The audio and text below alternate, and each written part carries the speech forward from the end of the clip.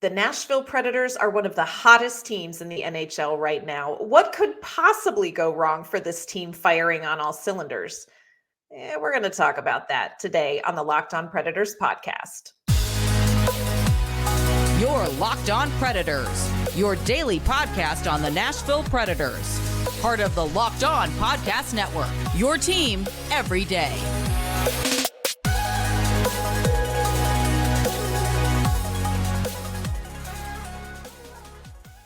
Welcome to the Locked On Predators podcast, and thank you for making us your first listen of the day. We are your free daily Nashville Predators podcast, part of the Locked On Podcast Network, your team every day.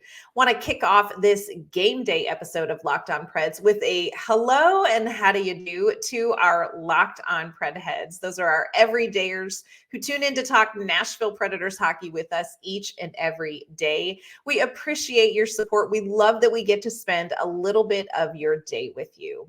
I'm Ann Kimmel. I am a writer at Penalty Box Radio. I'm usually joined by my partner in crime, Nick Morgan. Nick is going to be off this week. Friends, it is game day in Nashville. Tonight, the Predators take on the San Jose Sharks at Bridgestone Arena. Preds are, of course, hoping to extend their point streak with a win tonight. But there are some things that could happen that may trip up this team's momentum during this last baker's dozen of games in the regular season.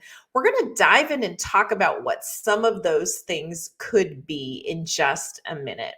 First, though, do want to let you know today's episode is brought to you by Sleeper. Download the Sleeper app and use promo code LOCKEDONNHL, and you're going to get up to a $100 match on your first deposit. Terms and conditions apply. See Sleeper's terms of use for details. So the Nashville Predators are 12-0-2 in their last 14 games. I really don't ever get tired of quoting those stats. They are one of the hottest teams in the league right now. So many things are going well for this Nashville Predators team, but you do have to stop and ask yourself, what could derail this late season run? What could the hitch in the giddy up be for a Nashville Predators team? It goes against what we stand for here at Locked On Predators, but today we are going to take off our hocktimist hats and we're going to talk about the pitfalls that the team has to avoid to keep this point streak going. Some of these are things that are well within the team's control. Some of them are maybe not, but they're all things that the Predators have to be mindful of as they hope to finish the regular season strong.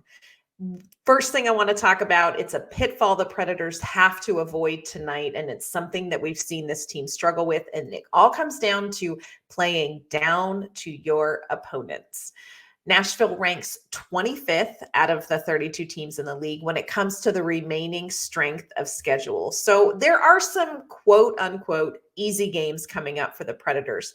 We're talking about games like tonight against the San Jose Sharks. The Predators on Saturday are facing a Detroit team that has really been struggling lately. They do have games coming up at the end of the season against Chicago, against the Columbus Blue Jackets. And I'm even going to throw the Pittsburgh Penguins in there because that's a team, despite having Sidney Crosby, they're kind of struggling as well. So there are some quote unquote easy games. These are points that the Nashville Predators absolutely should collect when they face these teams.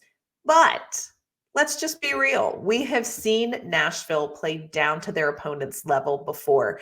And honestly, that's not just a Predators phenomenon. It's not just a hockey phenomenon. I think in sports, when you face off against an opponent who isn't as, good on paper statistically as you are, a team can get very complacent. A team can sort of slack off and not commit to doing the things that have brought them success. They can look past the game. And that's something that Nashville really has to be mindful of down the stretch.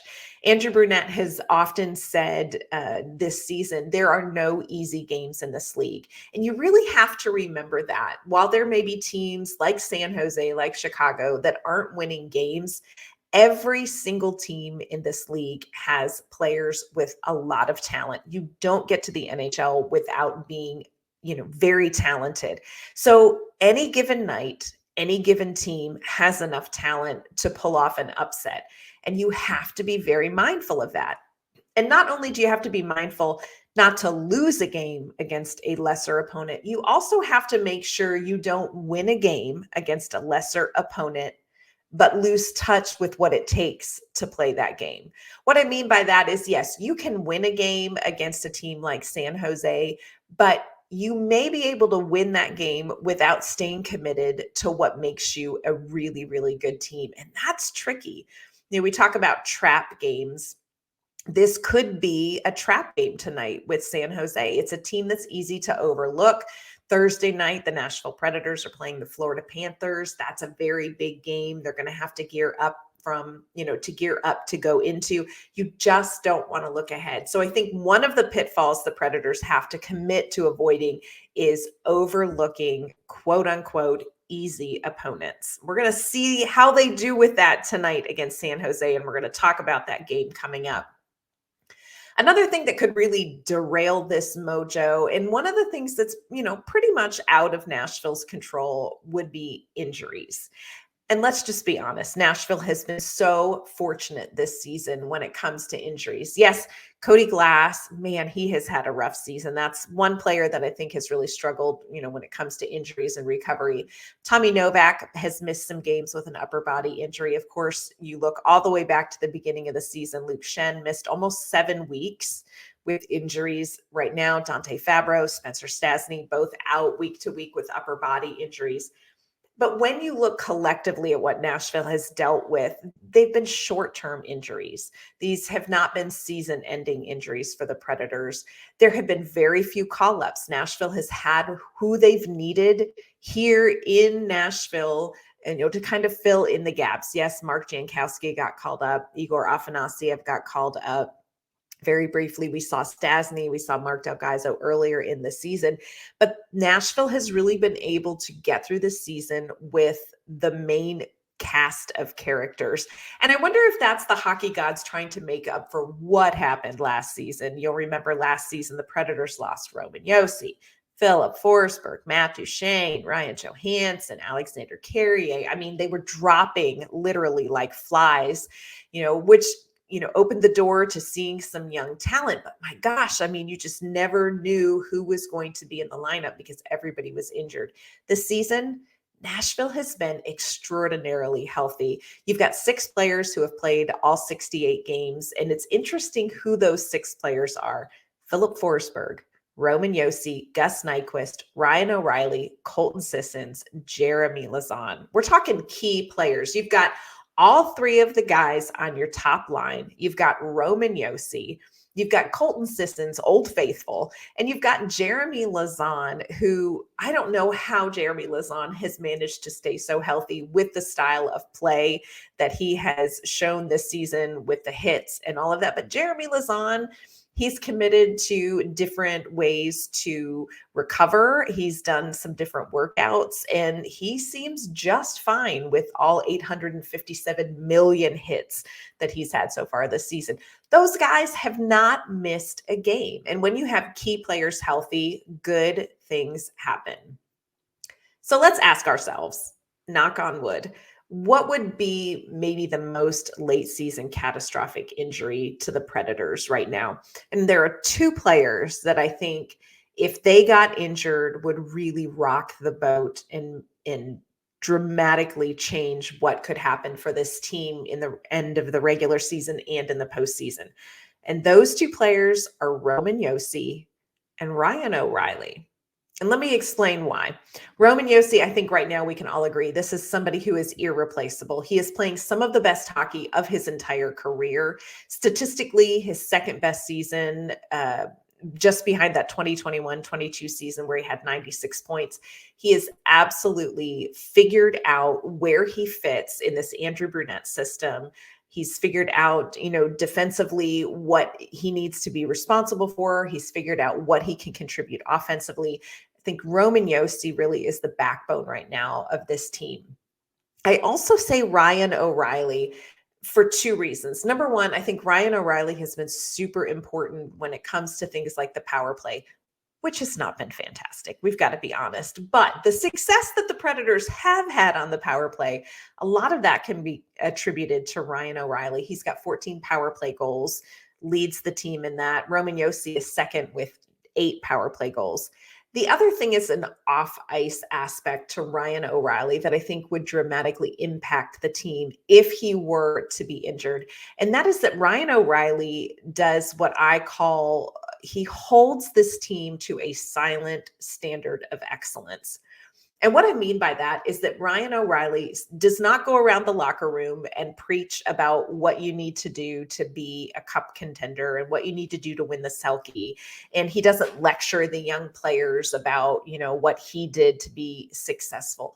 He simply walks around doing his thing. And a great example of that happened yesterday morning. The Predators had an optional skate yesterday morning. They, had come off of this long road trip. They had traveled. They all needed a day of rest and recovery. And so Andrew Brunette held an optional morning skate. Yeah, I think 7 players in total came for the morning skate. Who shows up? Ryan O'Reilly. Ryan O'Reilly has been at every single optional skate the Nashville Predators have had, just because that's what he does. Doesn't say anything, doesn't make a big to-do about it. He just does his business at such a high level that I think it changes the team around them. So if those two were to get injured, I would really, really be concerned for the team. Of course, you can talk about Philip Forsberg. You could talk about UC Saros, and that. But I think keeping Roman Josi and keeping Ryan O'Reilly healthy are going to be really important. If you lose those two, that could be a hitch in the giddy up. Coming up, we are going to hear from Andrew Brunette himself on what he thinks is the thing that could derail the Predators' momentum. We're also going to preview that game tonight against the San Jose Sharks. We're going to do that in just a few minutes. First, though, I want to let you know this episode is brought to you by Sleeper. The Preds are on quite the run right now, but regardless of where Nashville is in the current standings, I want to remind you that you could win big by playing daily fantasy hockey on Sleeper, the official daily fantasy app of the Locked On NHL Network. Sleeper is our #1 choice for daily fantasy sports and especially daily fantasy hockey, because with Sleeper, you can win 100 times your cash in daily fantasy hockey contests. All you have to do is pick whether players like Philip Forsberg, Roman Josi, or UC Saros will record more or less than their Sleeper projections for things like goals, assists, saves, plus minus, and more in any given game. To win a 100 times bet on Sleeper, you need to correctly predict the outcome of 8 player stats. You heard me, Preds fans. You can win 100 times your money playing daily fantasy hockey with Sleeper. So start paying attention and nail your picks so you can start winning big.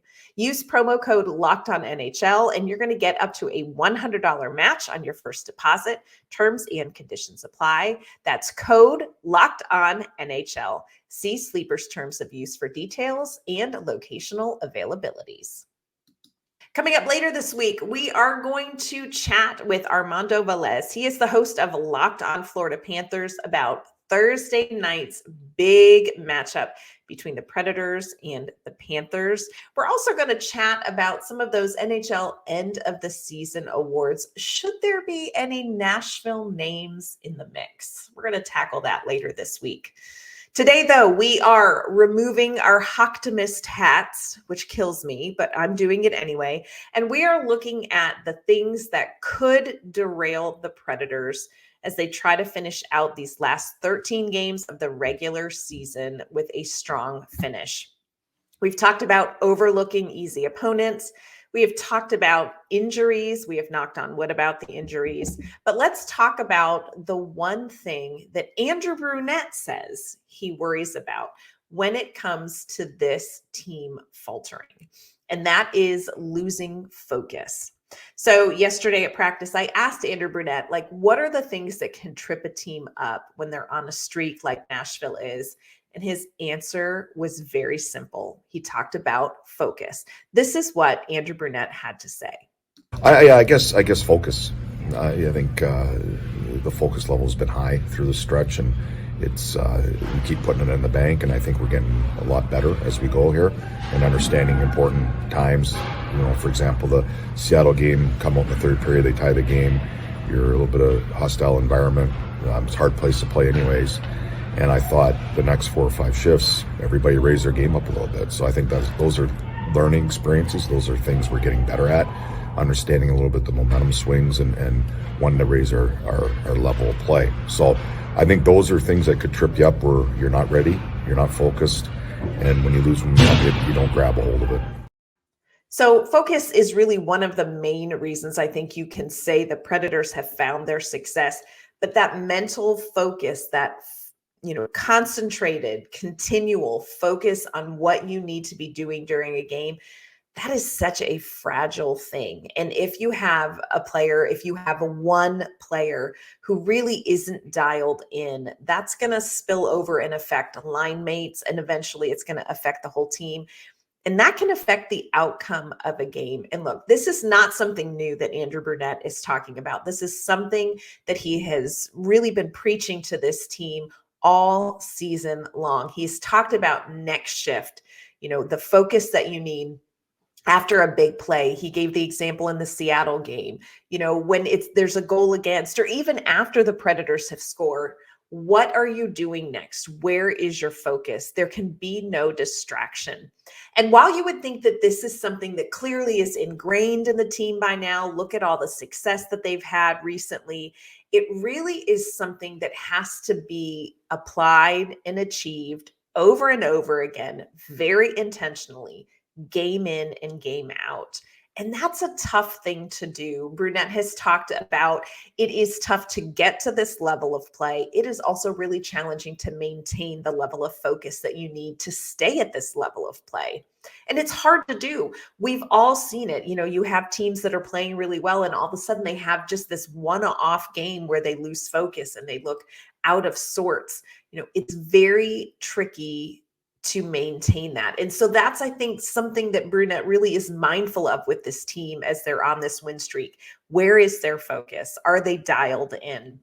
And I think that it goes well beyond in-game situations. I think you can talk about focus when it comes to, if the Predators lose a game, how are they going to respond? Are they going to climb that mental hill again and get right back to where they need to be? Nashville has a 96.5% chance of making the playoffs, according to moneypuck.com. But you just can't rest in that. The Predators have to be dialed in. They have to be focused on what it takes to win games. You can't get comfortable and assume that the wins are just going to come. If they do that, it's going to derail exactly what they're doing right now.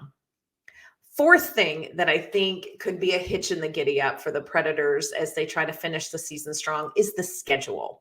Now, I did just say that the Predators rank 25th when it comes to remaining strength of schedule. That's pretty good. That means they have a relatively easy schedule, quote unquote. I do want to mention this stat comes from tankathon.com. And fun fact, Nashville is currently listed as a tough opponent for other teams, which I think feels pretty darn good. But when I'm talking about the schedule, I'm not necessarily talking about strength of schedule as much as I'm talking about structure of schedule. And the structure of the schedule is very interesting when it comes to Nashville's last 13 games. And this is something that kind of ties into that focus we were just talking about. When you look at who Nashville has left to play, they have some very tough teams left on the schedule. Florida, of course, we talked about. They have Boston. They have Winnipeg. They have Colorado. They have the Vegas Golden Knights. But after each of these hard games, they have what I kind of call a should-win game. And that structure of schedule can be very tricky. So let me explain specifically what I'm talking about. So on Thursday this week, they traveled to Florida to play the Panthers. Panthers are a cup contending team. That's a big game. They're going to come home after that game, and on Saturday, they're going to face Detroit. Detroit, this is a team that has really been on the struggle bus lately. That's what you would consider a should-win game. Vegas, Golden Knights, next Tuesday, the Predators are going to play Vegas, reigning Stanley Cup champions. The game after that, Arizona, a team that was really hot for a while, but really has also struggled. Predators play Colorado and Boston on March 30th, and then again on April 2nd. So they've got 2 tough games there. But after that, they have the St. Louis Blues, a team that the Predators have been pretty good against. Then you're going to face the Winnipeg Jets, one of the best teams in the Western Conference, best team in the Central Division. The game after that, Chicago Blackhawks, second worst team in the league. And so I think the structure of schedule is something that the Predators have to be mindful of. That's something that can really derail this team, because you can go into a game and you can be up and focused for like, this is what we have to do to beat Sam Reinhart and Matthew Tkachuk and the Florida Panthers.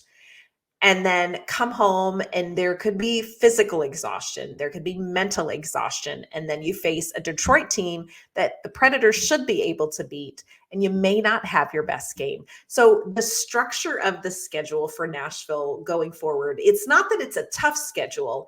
It's the way that it's laid out that I worry could kind of disarm what's going on for the Predators. So keep an eye on schedule structure as we finish out the regular season.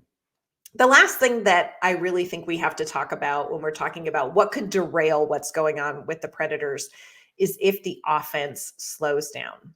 And one of the biggest parts of this run for the Nashville Predators has been offensive production. The Preds have outscored their opponents 57-27 in this 14-game run. They are averaging 4.07 goals per game. That is compared to giving up 1.93 goals against per game. So they are outscoring their opponents. You know, they are generating a lot of offensive chances. That 4.07 is one of the top goals per game averages in the league through this stretch right now. Nashville has only had 2 games in this 14-game stretch that were 1-goal games at the end of regulation, and those were those 2 overtime losses. Other than that, Nashville has beat teams by 2 goals or more. So it's about quantity of goals, but it's also about where the goals are coming from Nashville. Of course, you're going to say, well, those goals are going to come from Forsberg, Nyquist, and Ryan O'Reilly. That top line, they're so great. 21 out of those 57 goals have come from the top line. If you throw in Roman Josi, who is the second leading scorer for the Predators, with Forsberg, O'Reilly, and Nyquist, that's 27 of the 57 goals. So where did those other 30 goals come from in this 14-game stretch? My friends, they came from just about everywhere. Luke Evangelista had 5 goals. You had goal scorers in Jeremy Lauzon. Of course, you had Cody Glass with that great hat trick, Tommy Novak, Michael McCarron, Cole Smith, Kiefer Sherwood, Colton Sissons, Ryan McDonough. You're getting contributions up and down the lineup. You're getting contributions from depth defense pieces. But friends, if that stops, the wins will stop. Now, UC Saros, Kevin Lankinen are playing very well, but they have not had to steal many games in this stretch. Now, could Saros and Lankinen steal some games for the Predators? Probably they could, but should they have to do it? No. Like, let's save that for the postseason. That's when you're really going to need Saros and Lankinen to step in and maybe steal some games. But right now, Nashville is doing so well because of their offensive production. If that offensive production stops, that may be enough to derail the Nashville Predators' momentum. Something to keep an eye on. Now tonight, again, Preds wanting to extend this point streak to 15 games. They are chasing a franchise record for points, and they're going to do it against the San Jose Sharks. This is a team that they, quote unquote, should win. We're going to preview that game coming up, and we're going to talk about what the keys are to making sure the Predators walk away with an important 2 points tonight. First, want to let you know this episode is brought to you by our friends at Robinhood. Did you know that even if you have a 401k for retirement, you can still have an IRA? Robinhood has the only IRA that gives you a 3% boost on every dollar you contribute when you subscribe to Robinhood Gold. But get this, Now through April 30th, Robinhood is even boosting every single dollar you transfer in from other retirement accounts with a 3% match. That's right, there is no cap on the 3% match. Robinhood Gold gets you the most for your retirement thanks to their IRA with a 3% match. This offer is good through April 30th. Get started at robinhood.com/boost. Subscription fees apply. And now for some legal info. Claim as of Q1 2024, validated by Radius Global Market Research. Investing involves risk, including loss. Limitations apply to IRAs and 401ks. 3% match requires Robinhood Gold for 1 year from the date of first 3% match. Must keep Robinhood IRA for 5 years. The 3% matching on transfers is subject to specific terms and conditions. Robinhood IRA available to U.S. customers in good standing. Robinhood Financial LLC, member SIPC, is a registered broker-dealer. On tomorrow's show, we are going to recap, of course, tonight's game against the San Jose Sharks, including our one word to describe whatever may unfold at Bridgestone Arena tonight. And it may be time tomorrow to talk about some Predators and some NHL award conversations. Of course, again, tonight, Predators, San Jose Sharks. The Sharks are 16-44-7 on the season. They have 39 points. That is the fewest points of any team in the league.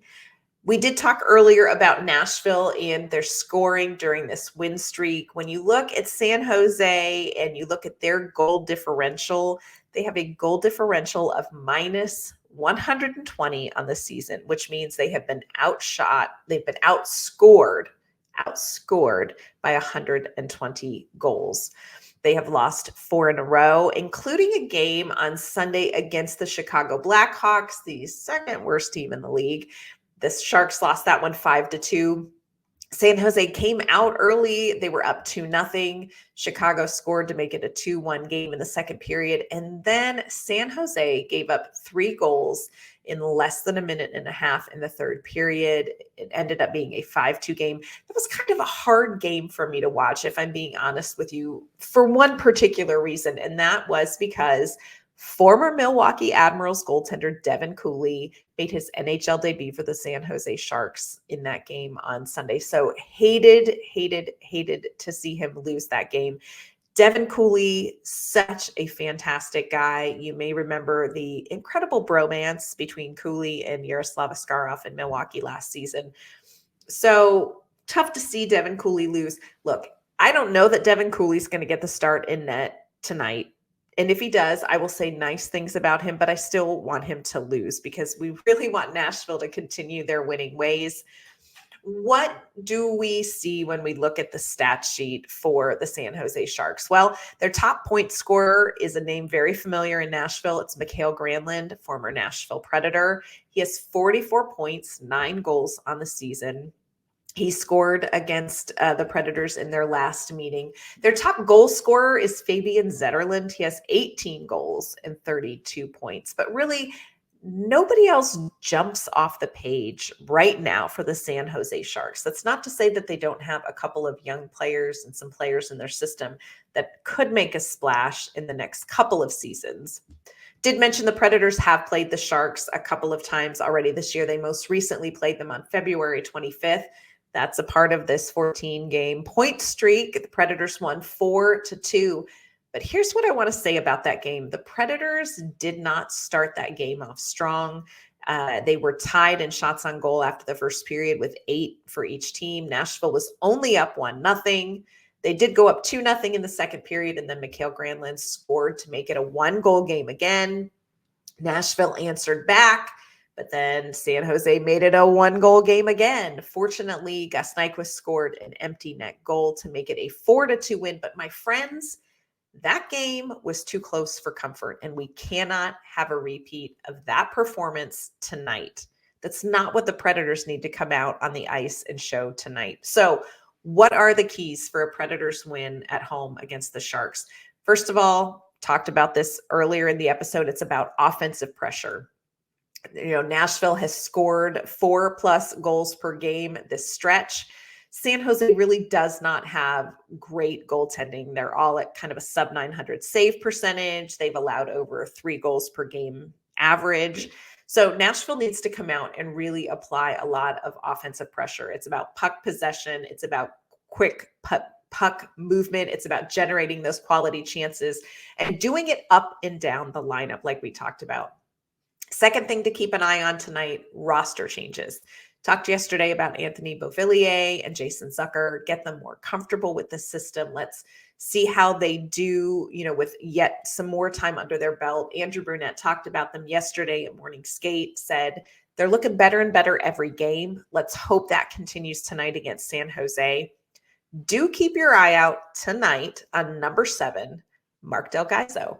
Mark Del Gaizo was called up by the Predators yesterday. Of course, you know that it grieves my soul that Spencer Stastny is injured, that Dante Fabro is also injured, but this means that Mark Del Gaizo has a chance to get back in the lineup tonight for the Predators. He was at Morning Skate yesterday, and look, there's a couple of reasons why I'm excited about Mark Del Gaizo in this game tonight. This is a defenseman who I think is really ready to show that he can play at the NHL level. A couple parts of his game to watch for tonight. One, this is just a defenseman who is very responsible defensively. He does what you need him to do when it comes to, playing in front of the net, to being a good defensive partner. The other thing that I love about Mark Del Gaizo is he may not be the flashiest defenseman. He may not strike you as, oh my gosh, it's Roman Josi incarnate.